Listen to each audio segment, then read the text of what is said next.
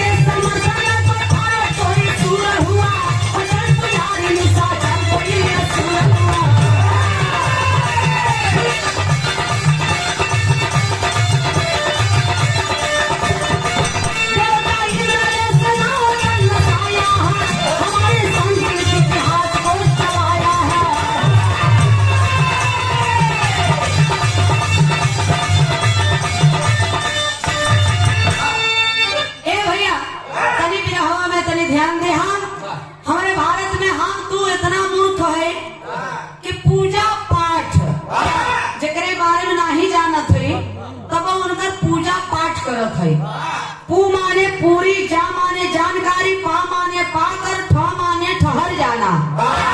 अगर हम इनकी पूजा कर रहे हैं तो इनके बारे में पहले हमें अच्छी तरह से जानना चाहिए कि चोर है, कि डकैत है, कि गुंडा है, कि छिनरा है, ये पूजने योग्य है या नहीं। हम आप जिनको देवता कहते हैं, इंद्र और विष्णु विष्णु ये कोई देवता नहीं है, ये कोई भगवान नहीं है, ये लोग चोर डकैत लुटेरे हैं। मध्य एशिया ईरान इराक से इंद्र विष्णु ने दल बल सेना लेकर के भेड़ बकरी ऊंट चरावई के बहाने हमारे भारत में आए।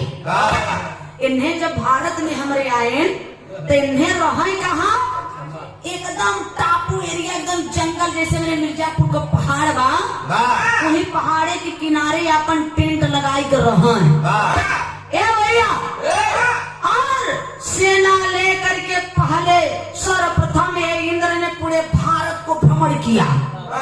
पूरी भारत में घूम घूम के बड़े बड़े शहर जैसे दिल्ली, बंबई, बनारस, इलाहाबाद, झूसी में जो झूसी है, इलाहाबाद में जो झूसी है, झूसी को झोंस दिया, झूसी नाम पड़ गया। इसी प्रकार ये इंद्र ने 90 नगर को फूका, 90 नगर को फूका। जेके ना विश्वास हो जाए कर ऋग्वेद में खोल कर पढ़ लिया, तीसरे मंडल का 12 सूक्त का 6वां मंत्र सहित बतावत है। और यह मंत्र का हवा संस्कृत में, यह विदेशी भाषा का लिखा हुआ, इंद्र ज्ञानी नवत पूरे दास पत्नी रघुतमा सात में कम कर्मणा। कुछ पल्ले पड़ा? हाँ, तू सबके तातेपुर में बनारस में आए गरियावत है। एक मतलब के इंद्र ज्ञानी, ये इंद्र ने भारत में 90 नगर को फूका। 90 नगर के बीच में भारत की एक दासी थी, इस शूद्र का परिवार का एक दासी रही। वो दासी के ये इंद्र ने अपन पत्नी मेहरारू बना ली है। इतिहास उठाई के पढ़ा, जितने आक्रमणकारी भारत में आए इन्हें बिना मेहरारू लड़का पे आए हमको रनवई आए हैं सारे। इसलिए आज के धरती पर जन्मे कबीरदास जी। कबीरदास जी लिखे, कबीरदास जी कितने विद्वान थे, महान पंडित। क्या लिखे कि पहिर जनेऊ जो बाभन होना, पहिर जनेऊ जो बाभन होना, मेहर क्या पहिरायो, घर की सुदरन भोजन परसे तू पंडा क्यों खायो। हम नहीं, कबीरदास जी कहते हैं कि ब्राह्मण तूने गाय खा लिया, जनेऊ पहन लिया, पहने संगे सो लिया, पक्का बाभन हो गया। अब घरमा जन मेहरुआ रखे है वो तो मूल निवासनी भारत का हुआ, वो तो शूद्र के सुधरा ही रह गए, ओके का पहनाया। ये कबीरदास जी कहते हैं बाबू जी। लेकिन गौर करेंगे, कभी जी आगे भाव लिखे वाली बियादरी वाली गीत लग गए मास्टर। कौन गीत वहा?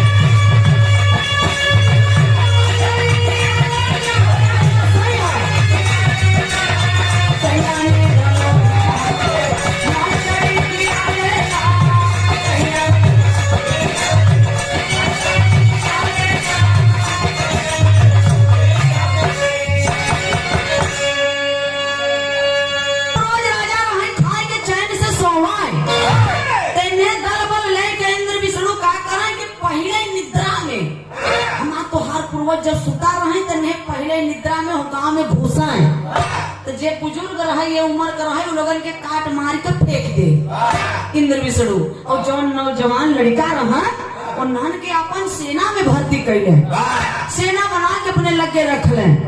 और भारत के जितनी माई बहन बिटिया बचे न, इन्हें आक्रमणकारी बेईमान इंद्र विष्णु ये सब विदेशी बांट बांट के परसेंटेज के हिसाब से ले लिए। ये बाबू जी के न विश्वास हो, सरकारी किताब में कक्षा 6 के पाठ 4 में लिखा हुआ पाठ का नाम है यारियों का भारत में आगमन। गौर करेंगे बाबूजी। भैया बाबू हरा ये जनरल नॉलेज के बात है, तैसा ध्यान दे है, ज्ञान के बात बा है भावा।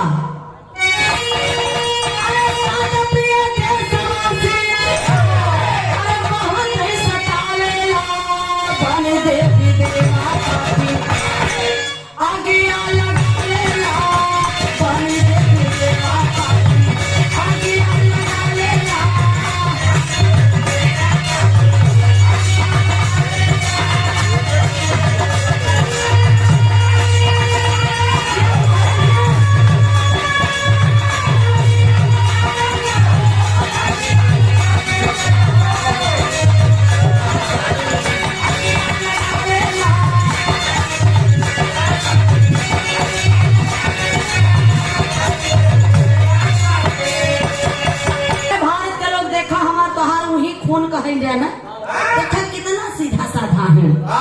70 वाली पिया के घर द्वार मेरा लड़का सब चाहते दिखाई दे, इतना सीधा है। लेकिन इन्हें बेईमान आए कि हमारे तोहरे में आगे लगाए, देवी देवता बन के केवल काय आगे लगाए अपना प्राण है।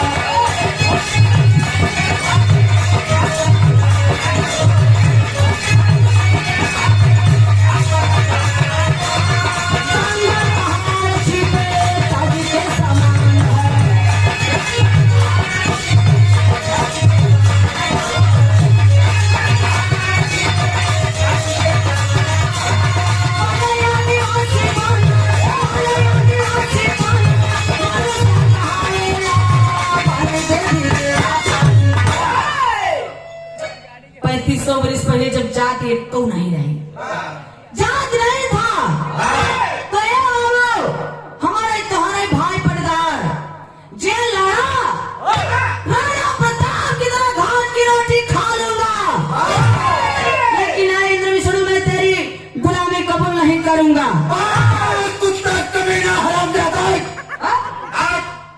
ऊ के हा कोलभील जंगल में निषाद वंश ए बाबू जे नदी के किनारे के जंगल में अपन जान बचाए बचाए कि जब जंगले में जे रहे, जे नदी के किनारे रहे तो पेट भरे बदे जब नहीं पाए वही खाए, जैसे कच्चा मांस खाए, मुर्गा पावे खाए, मूस खाए, खरगोश खाए, खेचुहा खाए, खेचुही खाए।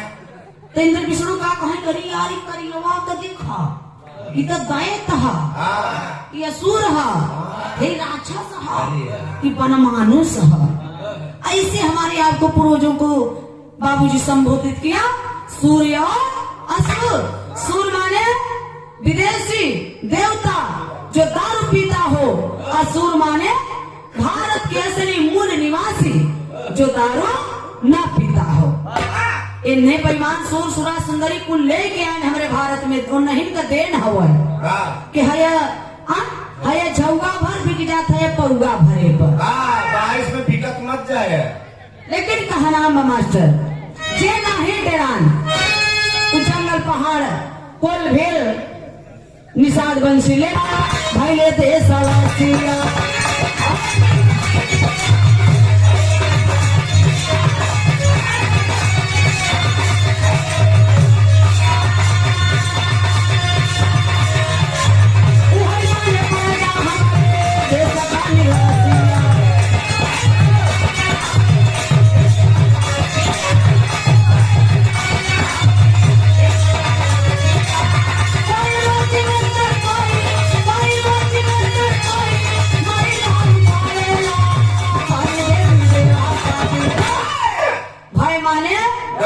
हमारे तोहार भाई पड़दार, हमारे तोहार खून जे डेराई गवा कहिए बाल साहबे पंडित जी हमें मार के भगाओ मत, बल्कन खेत कियारी धन दौलत बहनी बिटिया सब कुछ ले ले, लेकिन भगाओ मत। तो ठीक बा तो के कैसे रखब अपने लगे जाना थे प्रजा बनाई कर। प्रजा कैसे बनाए? चल हमारे जूता से आज चमार है, चल तो पानी भर, आज कहार है, और चल तो गैया भैंस पाल, आज तो यही रहे। अही रहे तो तोर काम इतना ही बा कि गाय और भैंस पाल और घी और दूध ले आओ हमें दे हम खा, और माठा तवन तो नहीं पिया। फिर जब गर्मी आई जाए ना तो तुरंत ही चौराहे पर हमारा समाज ना चाहे 20 रुपया रहे लेकिन लेके चौराहे पर पहुंचे ही कि एक गिलास माठा पी लेवे ना यार तो पेटे में ठंडाई आई जाए। हमारा समाज चला जाए लस्सी ठंडाई पिए बदे, ठंडा पियत पियत ठंडाई के चक्कर में हमारा समाज ठंडा के ठंडा ही रहेगा। आज तक गरमावे नहीं भया। आज गरमान बेमान केंद्र और राज्य के सरकार ले ले हैं। हाँ और माठा पिए जा। आज उस दूध पिए का 5 मिनट नेटवर्क बताए घोड़ा जी। अरे बाप रे बाप। ए भैया आज से तू आहे चल तो भेड़ बकरी पाल ताकि ठंड लगे तो कंबल हम लोगों को ओढ़ने में काम आए। आज से तू गड़ेरिया मतलब इसी प्रकार से 6743 जातियों में पहले हम लोगों को बांटे कि बांट दिए, इतना बांट दिए कि एक जाति में 7 जाति कितना यानी कितना जाति भाई। अरे बाप रे बाप इतना बांट दिए कि फूट डालो राज करो। बाबूजी हम लोगों को इतना बांट दिए कि फिर से एक नहीं हो सकत है। मल्लाह तो मल्लाही बियाह करे, केवट है तो केवटे में, अहिर है तो अहिरे में, पाल है तो पाल में, पटेल है तो पटेल में, पासी है तो पासी में, चमार है तो चमार में। काहे से कि वह तनिका अगर ब्याहे कर जेकरे घरे में पंडित जी के अगर एक आखे ब्याहे वाला भूल भटक का कार्ड अगर चलाया ये तो कार्डे के पढ़ लिया कि वो लोग बेटी और रोटी का रिश्ता कैसे करते हैं। गोत्र चेंज करके शादी करते हैं। गोत्र चेंज करके शादी करे से जब लड़का पैदा होता हाइब्रिड पैदा होता। ए भैया वो लोग कैसे शादी करी है?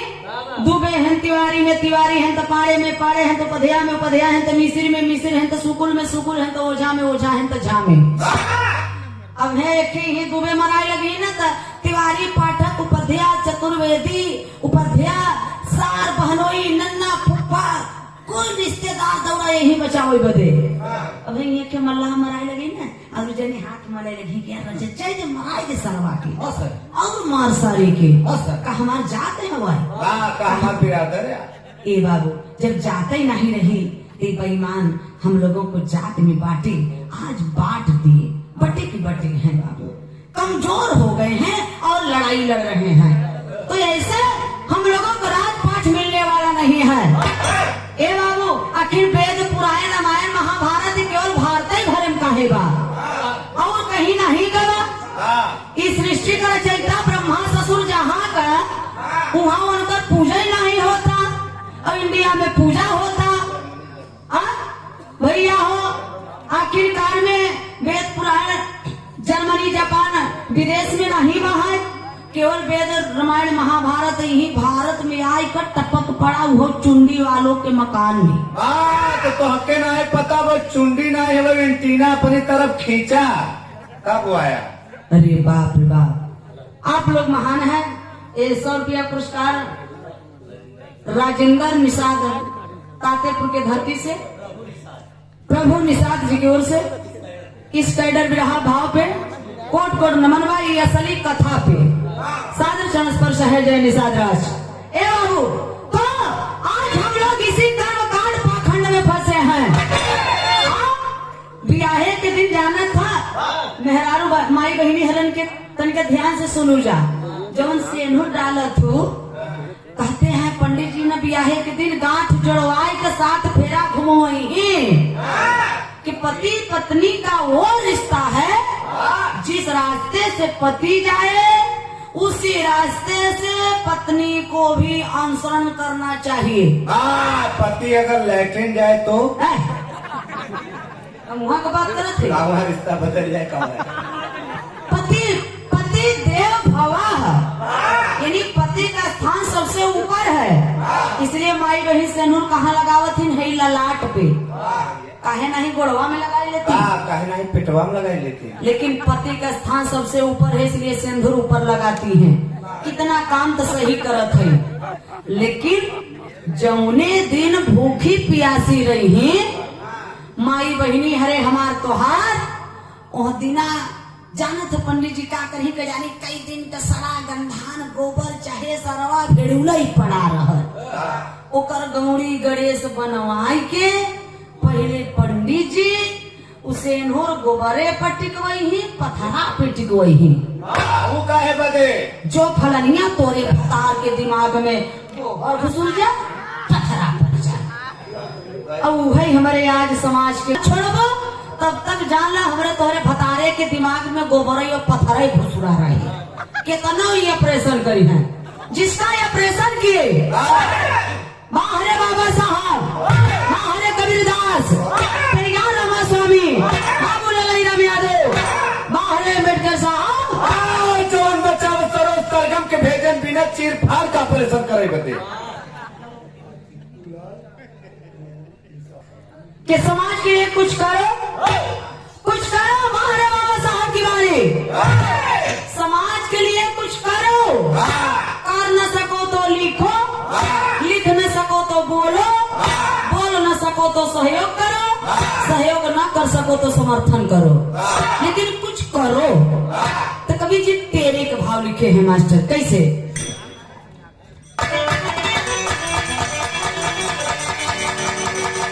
देखा इलाहाबाद के कैलाश बाबू दादा गाय के चला गए और यह अपने स्वर में गौलन का गायन मास्टर लहावत है, कैसे लह जाए तो छिटेगा नहीं, कोशिश रहेगी कैसे?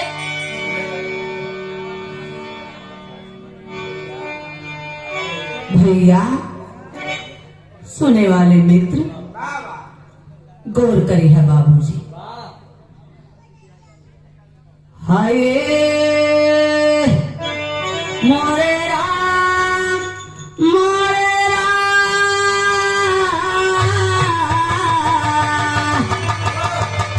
ओले बाबा जोगिया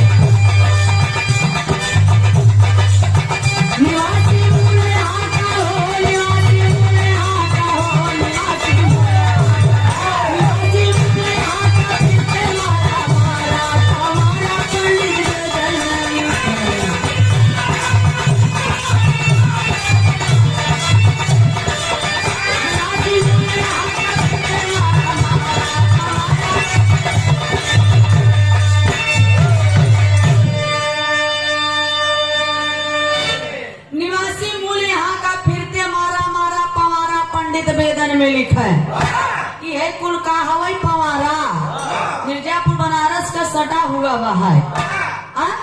थोड़ा सा कुछ पता बा कि ब्याहे में का करी ही लगन धरावे चला जाही पंडित जी के है। मुहूर्त निकले 7 तारीख के, ब्याह पड़े 7 तारीख के और ब्याह हो कई तारीख के? 8 तारीख के सुबह सुबह 8 तारीख के।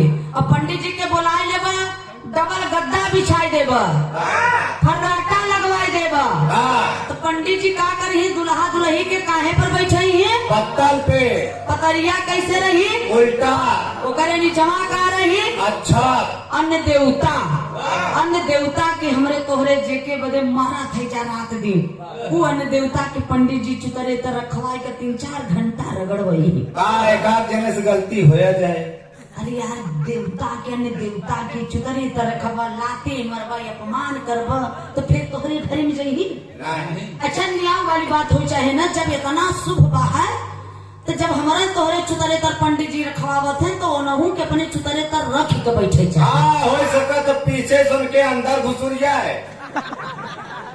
बाबूजी आप लोग खुद महान है, थोड़ा तर्क करें, तर्क करिए। गौतम बुद्ध जी कहते हैं जो तर्क ना करे वो धर्मांध है, और जो तर्क नहीं कर सकता वो मूर्ख है।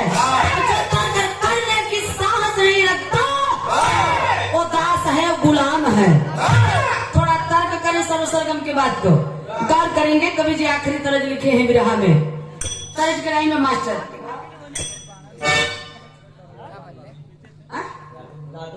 लाडो मुन्नी की तरफ से ये 50 रुपया का पुरस्कार बा। जय पंडित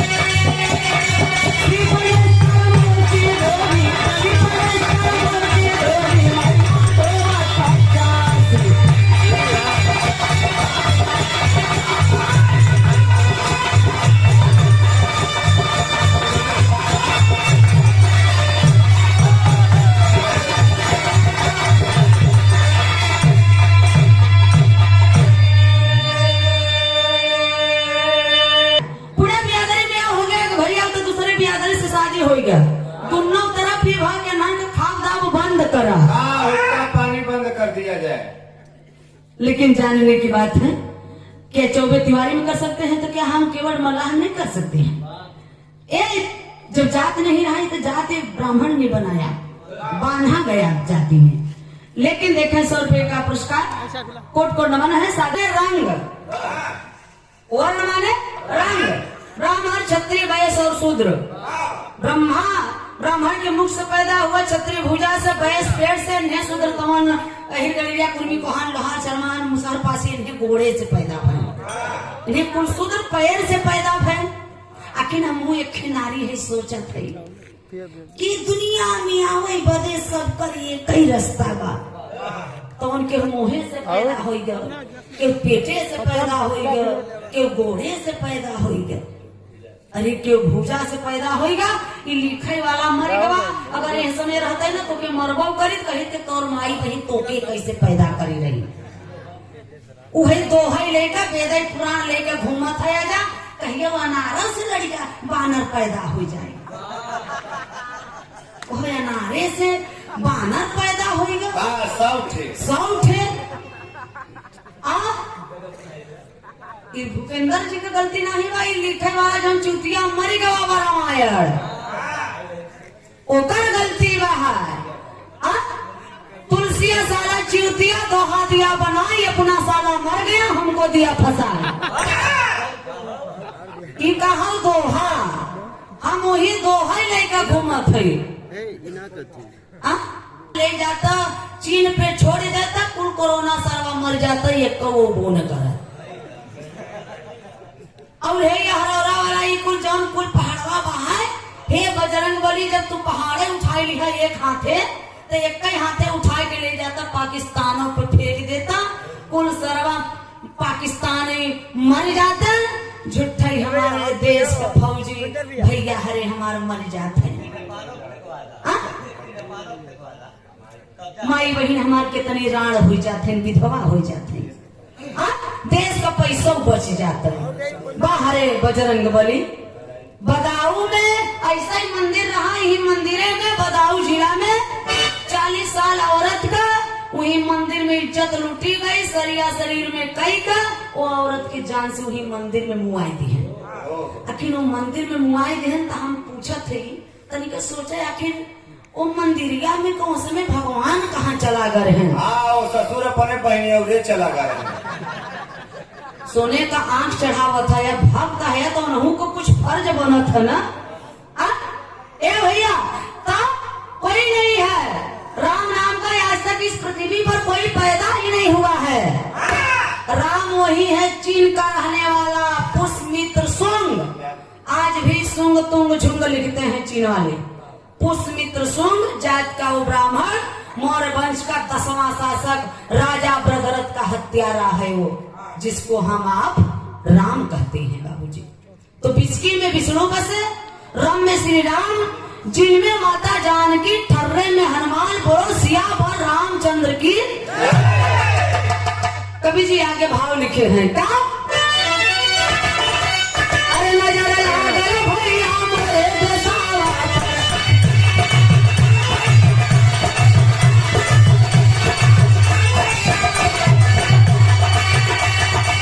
दुसारी चढ़ाई की बोले मुसलमान हो,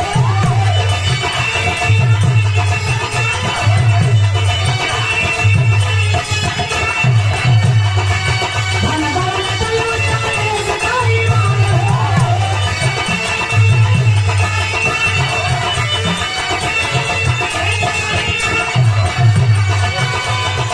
और देशवा चला हो रही हो, और देशवा चला ही एक देशवा पर, नजर लागल भैया मोरे देशवा पर।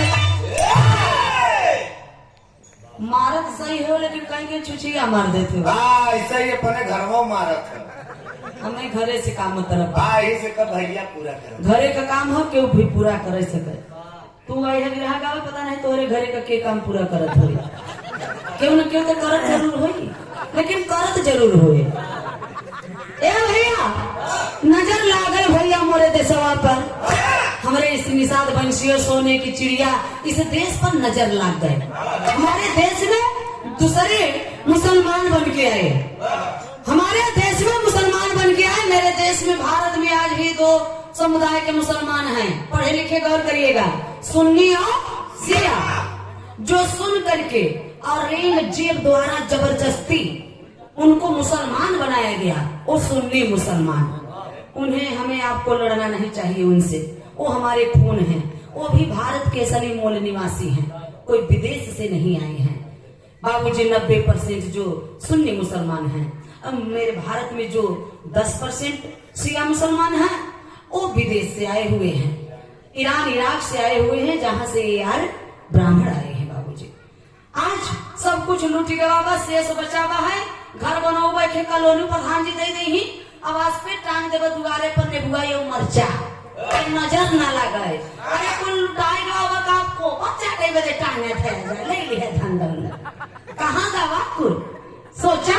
आज हम लोग 21 दर किनारे गंगा किनारे यहाँ बैठा है, राजपाट ले हुए बदे। सिंधु घाटी विश्व की सबसे चढ़ी बड़ी सिंधु घाटी सभ्यता, विश्व की सबसे सभ्यता एक थी बाबू। लेकिन आज हम लोग लड़ते लड़ते आज लाचार हो गए हैं, कमजोर हो गए हैं। क्यों कहता जय निषाद, क्यों कहता है जय समाजवाद, क्यों कहता जय भीम। क्या ये विडंबना है? आखिरकार में बिना संगठन के हम आप कुछ कर नहीं सकते। संघे शक्ति कल जुगे। कवि जी आल्हा में भाव लिखे हैं, दुल्हन मास्टर।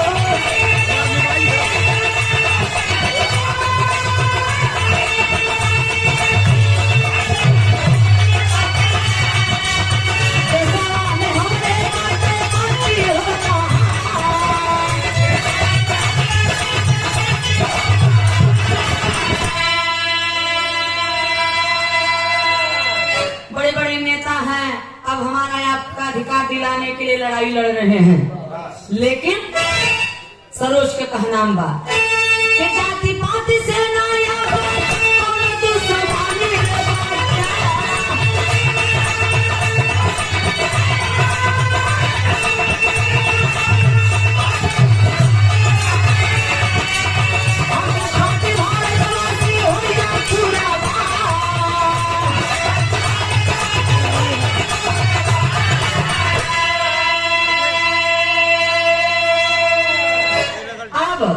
न जात से न पात से।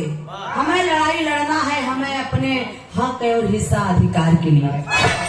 सबसे बड़ा मेरा ये भारत देश मुल्क, जनता, जनता का जनता द्वारा जनता प्रशासन लोकतंत्र है, मेरा अधिकार है। आज हम लोग एक होकर के लड़ाई लड़ेंगे अपने हक हिस्सा अधिकार के लिए बाबूजी। तो कवि जी आखिरी भाव में लिखे कि अब 2022 में शेष जौन बचावा हमें तो है, अब कैसे लूटे यही। ए भैया 100 मत 1 minute 30 second please stand up. लेकिन आखिरी लाइन में कहना बा कैसे इन्हां का पहचान कैसे नहीं। अरे गेरुआ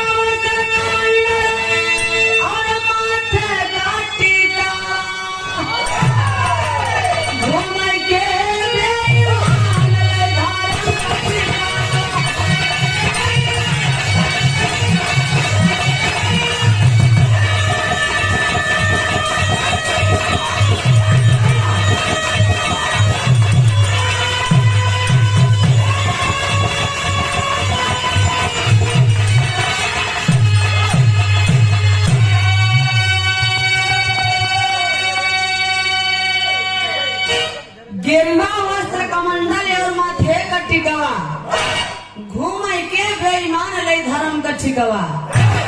धर्म का ठेकेदार दुकान मंदिर में निजी दुकान खोल खोल बैठ गवा है। हम तो रात दिन कमाते तब नहीं आटत बा के चांदी का सिगड़ी, 10 रुपया वाला नहीं जुटत बा के पहिर ले। अब हिंदू का ठेकेदार दलाल बेईमान मंदिर में बैठा है, सिगड़ा सोने का ऐसा पहना थे तो मैं भाई जबान दे बता। अरे यार हाथा बांध दे तो मैं भाग पाए। बैठ जाते तो जल्दी दर्शन मिल जाते। जब पंडित जी की जुगाड़ पकड़ब तो धीरे से 500 का नोट दे देब तो कैसे दर्शन मिले? झरोखा से। और 1000 दे देब तब लगे से, और 2000 दे देब तब चरण छुई के। आशीर्वाद आशीर्वाद दर्शन कई के दोनों प्राणी हाफत आए जही बहरे। बड़े भाग से माई का दर्शन मिला। निद्रो महाबल प्रतिध्वनि रक्ष माचल माचल। पंडिताइन बोले समझ में आओ थे? अरे यार इतना बढ़िया मंत्र के बोले हो। अरे यार चूतिया मूर्ख कहीं का।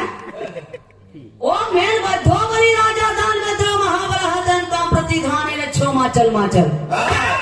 इस लोगों का कथा के आए मूल्यवासियों, निषाद वंशियों, भारतवासियों, तुम लोगों के बलि राजा, तुम्हारे पूर्वज बलि राजा को किसी लाल धागे में बांध करके मारे, राजपाट शासन सत्ता सब कुछ ले लिए। अब तुम भी कसम खाओ और खा करके जाओ, तुम्हें भी मैं इसी अटल रूप से इसी बंधन में बांधता हूँ। हम तो जाते मंदिर में कसम खाई जाते हैं पंडित जी। हमारे पूर्वज राजा बलि से चुतरे पर 4 लाख मार के राजपाट कुल ले ली है। अब जो कुछ बचा है हम मंदिर में कसम खाई के जाते पंडित जी कि हमारे घरे एक दाना पैदा न होए, हम खाए बिना मारे मर जाबे। उपास कैले पंडित जी लेकिन तो है खाए बिना मरे नहीं। वही हमने कसम खाई गया तेरही में बोलब, बरही में बोलब, खेत लिखब तब बोलब, घर बनवाब तब बोलब, और लड़का पैदा कैले तो नाम लेके पहुंच जाबन, पैसा लड़का के लेके जाबन, नामकरण करवावे बदे 1000 रुपया देब, 10,000 रुपया देब, नाम रखब। अरे यार लड़का 50 ठे पैदा कैले थे, नाम रखे के शक्ति नहीं बता को 50 में तो पैदा कैले थे, लेके दौड़त है, लाज नहीं लागता। हाँ तेरही में बोलाई ले मर गन बाबू कुल शुद्धक होगा बाबा, शुद्धक पड़ेगा घरे में, अशुद्ध होगा बाबा है 10 दिन बाहर छोड़वाई ले, दाढ़ी छोड़वाई ले, कुल शुद्ध होगा बाबा। पूरा गोदाम तो बाकर रहेगा। तेरही का मतलब कि जब दाढ़ी छोड़वाई ले था या बाहर छोड़वाई ले था तो नया घर का निर्माण सब कुछ नया होना चाहिए, तब मान ले तेरही। तेरही माने ब्राह्मण भोज, ब्राह्मण के बुलाई का न बढ़िया दरा दरा चावल देबा, दाल देबा, घोड़ौरी देबा, नीमक देबा, मरचा देबा, लहसुन देबा, प्याज देबा, तुझे जूता देबा। उहे पंडित जी मोटरी बांध के साइकिली पर लाद कर लेके चल दे ही घरे आ रजा ले जही पंडिताइन ओलरी खई। तब पंडिताइन को रही चकरही और चरबियही।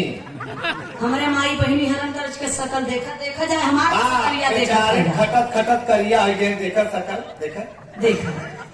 ए बाबू तो आप लोग महान है, इसलिए एक टाइम में गांजा कम पिए, दारू मत पिए, घर भले मत बनवाए, बियाह लड़का का भले मत करे, लेकिन लड़का के पढ़ा जरूरी है बाबूजी। बाबा साहब कहते हैं कि शिक्षा वो शेरनी का दूध है, अरे जो पीता है वो तरसता है। इसीलिए तू तातेपुर बनारस में आई कर जाता हूँ। वो शिक्षा है, ठीक है। ए बाबू तो धन्य है, महान है। ये रहा हमार भी रहा बाहरे पेरिया रामास्वामी, बाहरे बाबू ललई राम यादव, बाहरे मान्यवर कंश्याम ने, बाहरे डॉक्टर लोहिया, बाहरे गौतम बुद्ध जी, बाहरे संजय निषाद, ऐसे ऐसे महान नेता जो हमारे समाज में लगे हैं। हमारा वही हक हिस्सा राजपाट दिलाने के लिए अगर